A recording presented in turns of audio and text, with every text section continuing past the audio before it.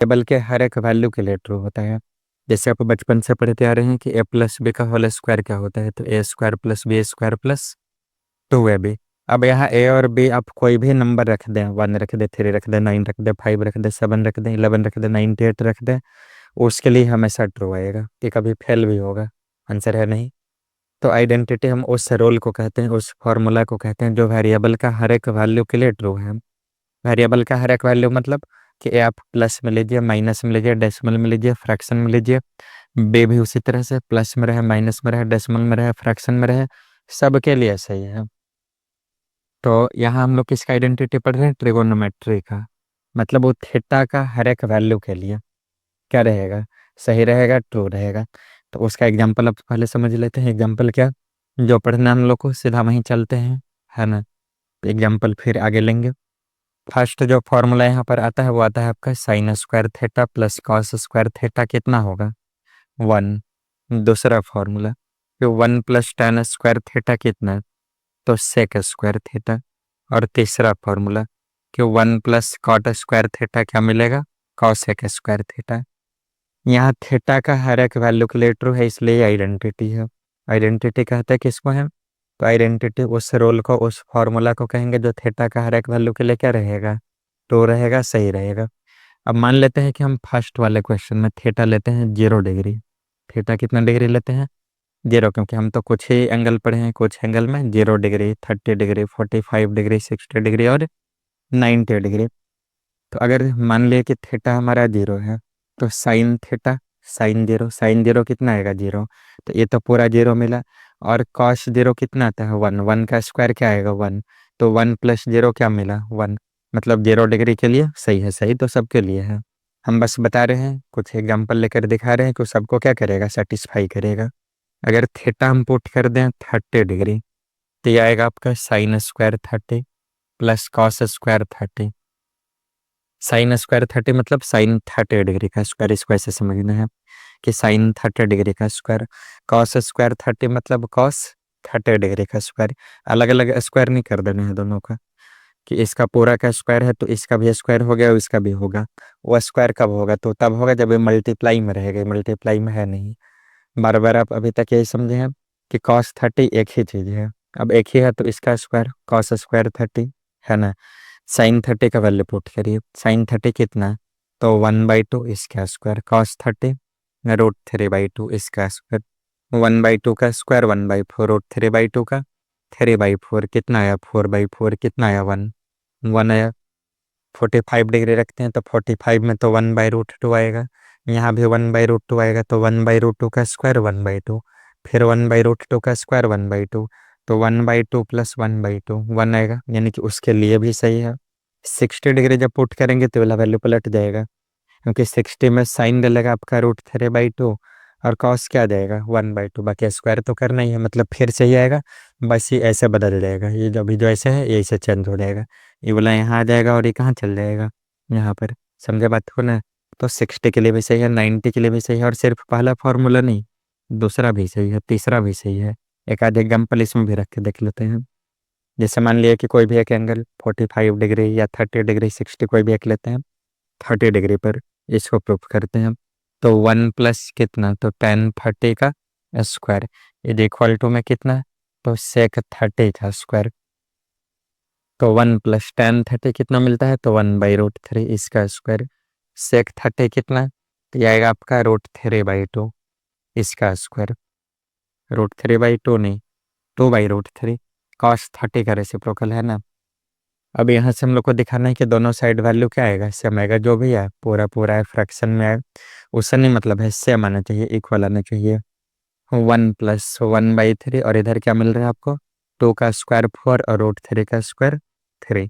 पूरा का स्क्वायर है मतलब दोनों का स्क्वायर चलेगा, 2 का भी और √3 का भी। कर दिया स्क्वायर, इतना आया।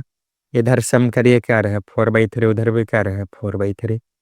तो आइडेंटिटी का एक्चुअल मीनिंग यही है कि एक रोल है, एक फॉर्मूला है जो वेरिएबल का हर एक वैल्यू के लिए ट्रू है। वेरिएबल कौन है, तो यहाँ थीटा है वेरिएबल, क्योंकि थीटा ही तो बार बार बदल रहा है। वेरिएबल मतलब क्या, जो बार बार बदले।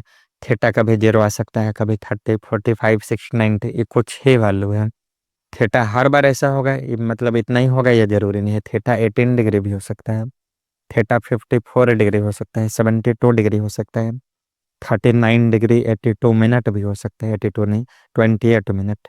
अब मिनट का बताया है ध्यान में, तो उसको भी समझ लीजिए आप कि जब यहाँ एंगल पढ़ रहे हैं तो 1 डिग्री एंगल में 60 मिनट होता है, और 1 मिनट में 60 सेकंड होता है। इसे उसको दिखाते हैं कि 1 डिग्री कितना मिनट के इक्वल, 60 मिनट के इक्वल, और 1 मिनट किसके इक्वल, 60 सेकंड का।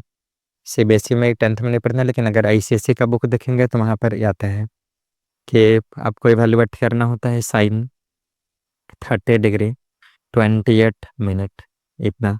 इसका वैल्यू पता लगाओ क्या आएगा। तो इसके लिए ट्रिगोनमेट्रिक टेबल दिया रहता है, और टेबल देखना सीखना होता है।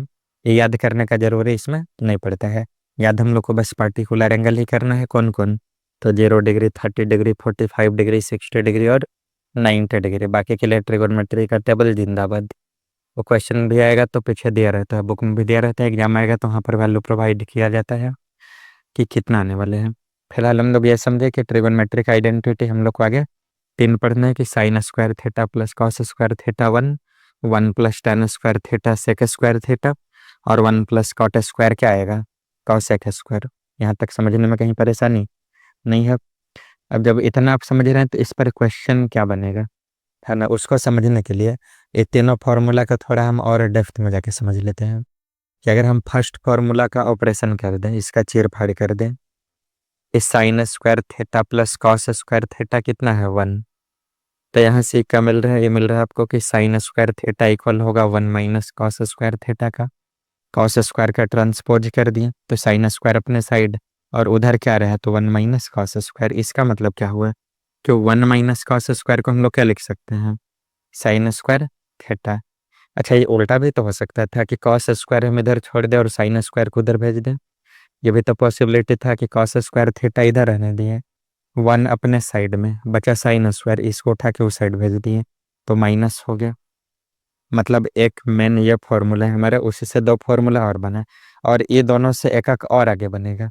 एक एक और आगे क्या बनेगा कि साइन स्क्वायर थीटा जब इतना है तो साइन थीटा कितना होगा, तो √1 - कॉस स्क्वायर थीटा।